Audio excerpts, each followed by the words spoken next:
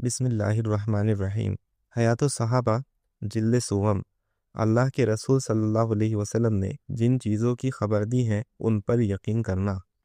حضرت عمارہ بن خزیمہ بن ثابت رحمۃ اللہ علیہ اپنے چچا سے نقل کرتے ہیں، جو کہ حضور صلی اللہ علیہ وسلم کے صحابی ہیں، کہ ایک مرتبہ نبی کریم صلی اللہ علیہ وسلم نے ایک دیہاتی آدمی سے گھوڑا خریدا اور اسے اپنے پیچھے آنے کے لیے کہا تاکہ اسے گھوڑے کی قیمت دے دیں۔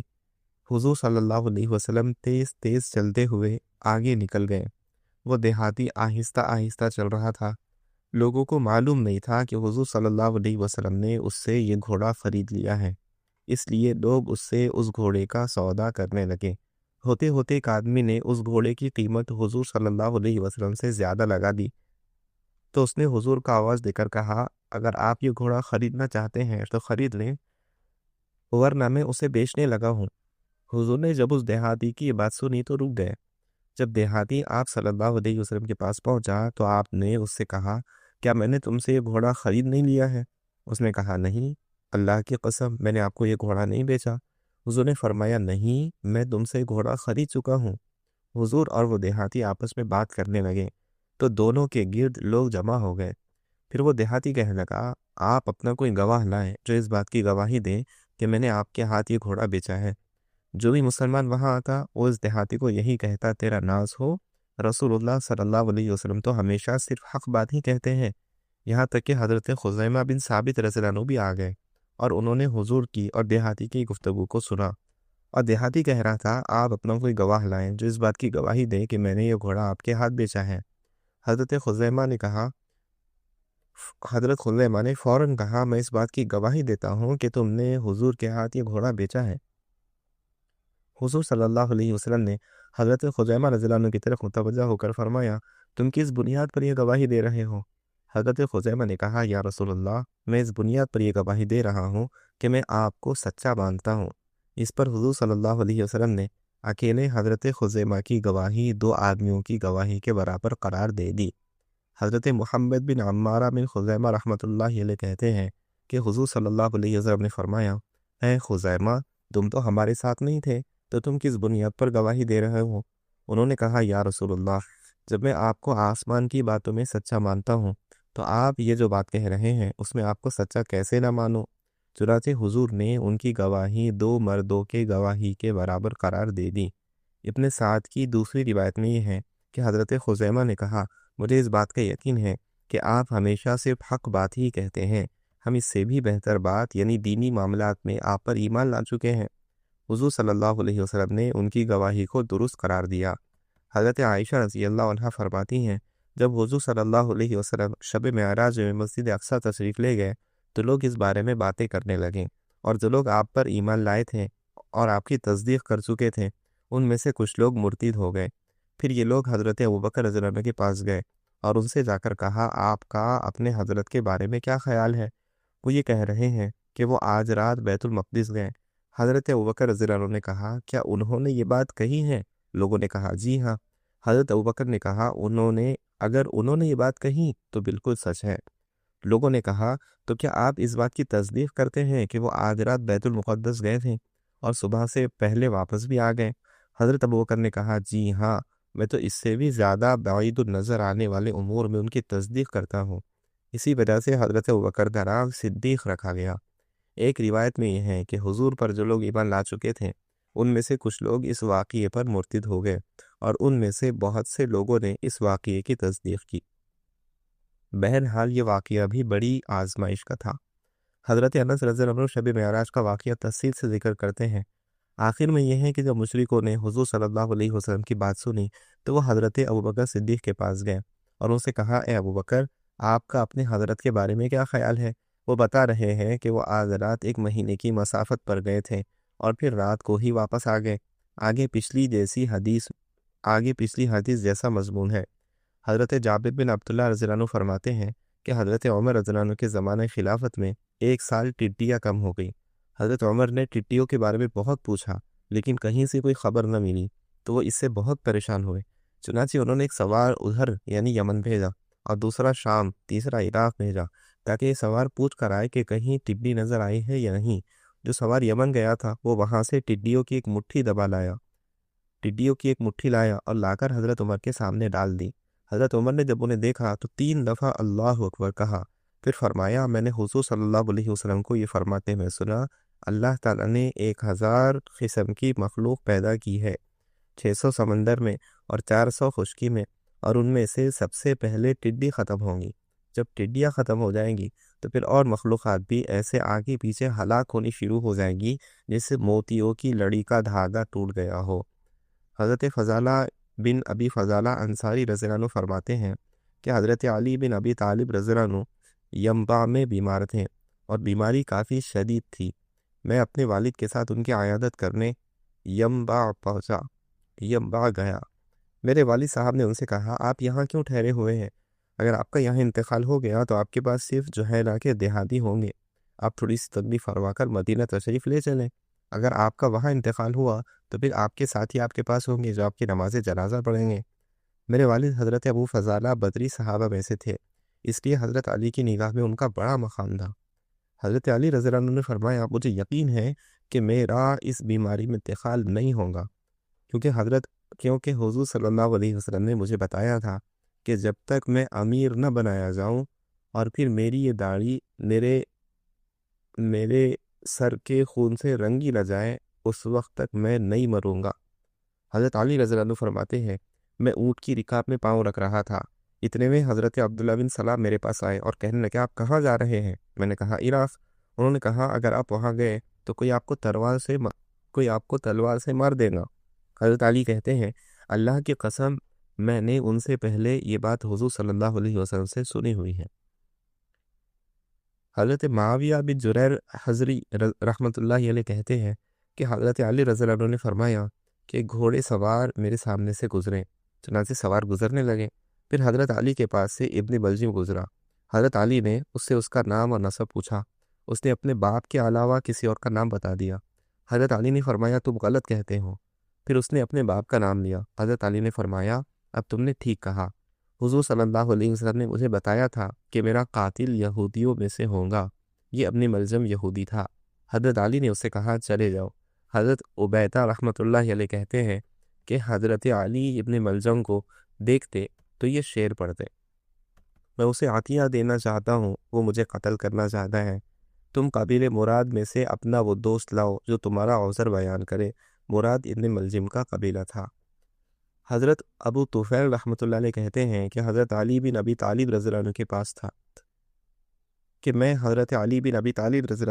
تھا اس کے پاس عبد الرحمن بن ملجم آیا۔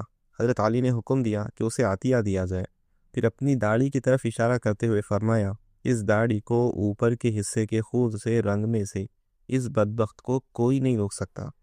پھر حضرت علی نے یہ اشعار پڑھے، تو موت کے لیے اپنی کمر کس لے، کیونکہ موت تمہیں ضرور آئیں گی، اور جب قتل تمہاری وادی میں اتر جائے گا تو پھر قتل ہونے سے نہ گھبرانا۔ حضرت ام عمار رضی اللہ عنہ جنہوں نے حضرت عمار رضی اللہ عنہ کی پرورش کی تھی، وہ بیان کرتی ہیں کہ ایک مرتبہ حضرت عمار رضی اللہ عنہ بیمار ہو گئے تو کہنے لگے، اس بیماری میں مجھے موت نہیں آئیں گی، کیونکہ میرے محبوب محمد صلی اللہ علیہ وسلم نے مجھے بتایا تھا کہ مسلمانوں کی 2 جماعتوں میں لڑائی ہوگی اور میں ان 2 جماعتوں کے درمیان شہید ہو کر ہی مروں گا۔ صحابہ رضی اللہ عنہ کے اللہ کے راستے میں شوق شہادت کے قصوں میں حضرت عمار کا یہ قول گزر چکا ہے کہ حضور صلی اللہ علیہ وسلم نے مجھ سے فرمایا تھا کہ دنیا میں تمہارا آخری توشہ دودھ کی لسی ہوگا، اور وہ میں پی چکا ہوں، اور اب میں دنیا سے جانے والا ہوں۔ جنگ صفین کے دن حضرت عمار رضی اللہ عنہ جب لڑ رہے تھے لیکن شہید نہیں ہو رہے تھے، اس وقت ان کے حضرت علی رضی اللہ عنہ کے پاس جانے کا قصہ بھی گزر چکا ہے، اور ان کا یہ قول بھی گزر چکا ہے کہ اے امیر المومنین، یہ فلاں دن ہے، یعنی حضور نے مجھے جس دن شہید ہونے کی خوشخبری دی تھی، وہ دن یہی ہے۔ حضرت علی رضی اللہ عنہ جواب میں فرماتے، ارے اپنے اس خیال کو جانے دو۔ اس طرح 3 مرتبہ ہوا، پھر ان کے پاس دودھ لایا گیا جسے انہوں نے پی لیا۔ پھر فرمایا، حضور نے فرمایا تھا کہ دودھ ہی وہ چیز ہے جسے میں دنیا سے جاتے ہوئے سب سے آخر میں پیوں گا۔ پھر کھڑے ہو کر جنگ کی، یہاں تک کہ شہید ہو گئے۔ حضرت خالد بن ولید رضی اللہ عنہ کہتے ہیں، حضرت ہشام بن ولید بن مغیرہ کی بیٹی حضرت عمار رضی اللہ عنہ کی تیمارداری کیا کرتی تھی۔ وہ کہتی ہے حضرت معاویہ رضی اللہ عنہ حضرت عمار رضی اللہ عنہ کے عیادت کے لیے آئے۔ جب حضرت معاویہ رضی اللہ عنہ ان کے پاس سے باہر گئے تو کہنے لگے اے اللہ ان کی موت ہمارے ہاتھوں میں نہ ہو، کیونکہ میں نے حضور صلی اللہ علیہ وسلم کو یہ فرماتے ہوئے سنا ہے کہ عمار کو ایک باغی جماعت قتل کریں گی۔ حضرت ابراہیم بن اشتر رحمۃ اللہ علیہ اپنے والد سے نقل کرتے ہیں کہ جب حضرت ابوذر رضی اللہ عنہ کی وفات کا وقت قریب آیا تو ان کی بیوی رونے لگی۔ انہوں نے اپنی بیوی سے کہا تم کیوں رو رہی ہو؟ اس نے کہا میں اس لیے رو رہی ہوں کہ مجھ میں آپ کو دفن کرنے کی طاقت نہیں، اور نہ ہی میرے پاس اتنا کپڑا ہے جو آپ کے دفن کے لیے کافی ہو۔ حضرت ابوذر رضی اللہ عنہ نے کہا مت رو، کیونکہ میں نے حضور صلی اللہ علیہ وسلم کو کچھ لوگوں کو یہ فرماتے ہوئے سنا، اور ان لوگوں میں میں بھی تھا۔ آپ صلی اللہ علیہ وسلم نے فرمایا تم لوگوں میں سے ایک آدمی کی موت جنگل بیاباں میں آئیں گی، اور اس کے جنازے میں مسلمانوں کی ایک جماعت شریک ہوگی۔ اب ان لوگوں میں ہر ایک کا انتقال کسی نہ کسی بستی میں اور مسلمانوں کے مجموعے میں ہوا ہے، لہٰذا اب میں ہی ایسا ہوں کہ جسے جنگل بیاباں میں موت آئیں گی۔ اللہ کی قسم نہ تو میں غلط کہہ رہا ہوں اور نہ حضور نے مجھ سے غلط بات کی ہے، لہٰذا آنے جانے کے عام راستے کی طرف دیکھو۔ ان کی بیویوں نے کہا حاجیوں کے قافلے واپس جا چکے ہیں اور راستے بند ہو چکے ہیں۔ بہرحال وہ ٹیلے پر چڑھ کر کھڑی ہو جاتی اور راستے کی طرف دیکھتی، جب کوئی نظر نہ آتا تو واپس آ کر تیمارداری میں لگ جاتی، اور پھر ٹیلے پر چڑھ کر دیکھتی۔ وہ ایسے ہی کر رہی تھی کہ اچانک انہوں نے دیکھا کہ ایک جماعت ہے جسے ان کی سواریاں تیزی سے لیے چلی آ رہی ہے، اور وہ اپنے کجاووں میں بیٹھے ہوئے ایسے لگ رہے تھے جیسے گدھ ہو۔ ان کی بیوی نے کپڑے سے ان کی طرف اشارہ کیا تو وہ دیکھ کر ان کی طرف آئے، یہاں تک کہ ان کے پاس آ کر کھڑے ہو گئے اور پوچھا کیا بات ہے؟ ان کی بیوی نے کہا ایک مسلمان مر رہا ہے، کیا آپ اس کے کفن کا انتظام کر سکتے ہیں؟ ان لوگوں نے پوچھا وہ کون ہے؟ انہوں نے بتایا وہ ابوذر ہے۔ یہ سنتے ہی وہ سب کہنے لگے ہمارے ماں باپ حضرت ابوذر پر قربان ہو، اور کوڑے مار کر سواریاں تیز دوڑائی اور حضرت ابوذر کے پاس پہنچ گئے۔ حضرت ابوذر نے فرمایا تمہیں خوشخبری ہو، اور پھر انہیں حضور صلی اللہ علیہ وسلم والی وہی حدیث سنائی۔ پھر فرمایا میں نے حضور صلی اللہ علیہ وسلم سے سنا ہے کہ جن دو مسلمانوں کے 2 یا 3 بچے مر جائیں اور وہ ثواب کی نیت سے اس پر صبر کر لے تو دونوں کو جہنم کے دیکھنے سے بھی اللہ بچائیں گے۔ تم لوگ سن رہے ہو، اگر میرے پاس کفن کے لیے کوئی کپڑا ہوتا تو مجھے اسی میں کفن دیا جاتا، ایسے ہی اگر میری بیوی کے پاس کفن کے قابل کوئی کپڑا ہوتا تو مجھے اسی میں کفن دیا جاتا۔ ہمارے پاس تو کفن کا کپڑا ہے نہیں، اس لیے آپ لوگ کفن کا کپڑا دیں، لیکن میں اللہ اور اسلام کا واسطہ دے کر کہتا ہوں تم میں سے جو آدمی امیر یا چودھری یا نمبردار یا قاصد رہا ہو وہ مجھے کفن نہ دے۔ تو ان لوگوں میں سے ہر آدمی ان میں سے کسی نہ کسی منصب پر رہ چکا تھا، صرف ایک انصاری جوان ایسا تھا جس نے ان میں سے کوئی بھی کام نہیں کیا تھا۔ اس نے کہا میں آپ کو کفن دوں گا، کیونکہ آپ نے جتنی باتیں کہی ہیں میں نے ان میں سے کوئی کام نہیں کیا۔ میں نے یہ چادر اوڑھ رکھی ہے اور میرے تھیلے میں 2 کپڑے ہیں جنہیں میری ماں نے کاٹ کر میرے لیے بنا تھا، میں ان 3 کپڑوں میں آپ کو کفن دوں گا۔ حضرت ابوذر نے فرمایا ہاں تم مجھے ضرور کفن دینا۔ چنانچہ اس انصاری نے انہیں کفن دیا۔ راوی حضرت ابراہیم رحمۃ اللہ علیہ کہتے ہیں کہ اس جماعت میں حضرت خضر بن ادبر اور میرے والد مالک بھی تھے، اور یہ سب لوگ یمن کے تھے۔ حضرت ابن مسعود رضی اللہ عنہ کہتے ہیں کہ جب حضرت عثمان رضی اللہ عنہ نے حضرت ابوذر رضی اللہ عنہ کو ربضہ بستی کی طرف جلا وطن کر دیا اور تقدیر کی لکھی موت ان کو آنے لگی، اور اس وقت ان کے پاس صرف ان کی بیوی اور ان کا ایک غلام تھا، تو انہوں نے ان دونوں کو وصیت کی کہ جب میرا انتقال ہو جائے تو تم دونوں مجھے غسل دینا اور پھر مجھے کفن دینا، پھر میرے جنازے کو راستے کے درمیان رکھ دینا۔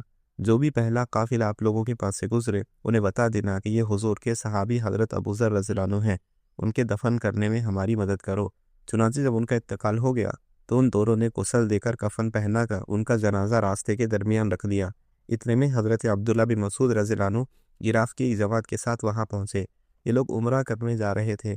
ان کے اونٹ جنازے پر چڑھنے ہی لگے تھے کہ وہ لوگ راستے میں جنازہ دیکھ کر گھبرا گئے۔ حضرت ابوذر رضی اللہ عنہ کے غلام نے کھڑے ہو کر کہا یہ نبی کریم صلی اللہ علیہ وسلم کے صحابی حضرت ابوذر رضی اللہ عنہ ہیں، ان کے دفن کرنے میں ہماری مدد کرو۔ یہ سن کر حضرت عبداللہ چیخ مار کر رونے لگے اور فرمانے لگے حضور نے سچ فرمایا تھا کہ اے ابوذر تو اکیلا چلے گا، اکیلا مرے گا اور اکیلا اٹھایا جائے گا۔ پھر وہ ان کے ساتھی سواریوں سے اترے اور انہیں دفن کیا۔ پھر حضرت عبداللہ بن مسعود رضی اللہ عنہ نے اپنے ساتھیوں کو حضرت ابوذر رضی اللہ عنہ والی حدیث سنائی، اور حضور نے تبوک جاتے ہوئے حضرت ابوذر کو جو کچھ کہا تھا وہ بھی بتایا۔ حضرت حمید بن ملہب رحمۃ اللہ علیہ کہتے ہیں، میرے دادا حضرت خریب بن اوس رضی اللہ عنہ نے فرمایا کہ میں ہجرت کر کے حضور صلی اللہ علیہ وسلم کی طرف چلا، اور جب آپ تبوک سے واپس آئے اس وقت میں آپ کی خدمت میں پہنچا اور میں اسلام میں داخل ہو گیا۔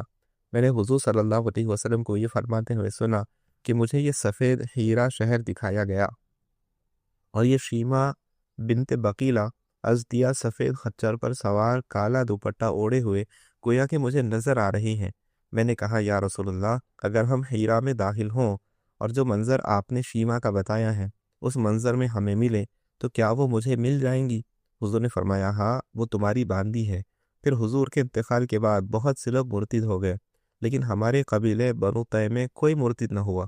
چنانچہ ہم حضرت خالد بن ولید کے ساتھ ہیرا کے ارادے سے چلے۔ جب ہم ہیرا میں داخل ہونے لگے تو ہمیں سب سے پہلے شیما بنت بقیلہ اسی حال میں ملی جو حضور نے بتایا تھا، سفید خچر پر سوار کالا دوپٹہ اوڑھے ہوئے تھی۔ میں نے اس پر فوری قبضہ کر لیا اور میں نے کہا، مجھے حضور نے اس کا سارا حال بتایا تھا اور آپ نے مجھے یہ دے دی تھی۔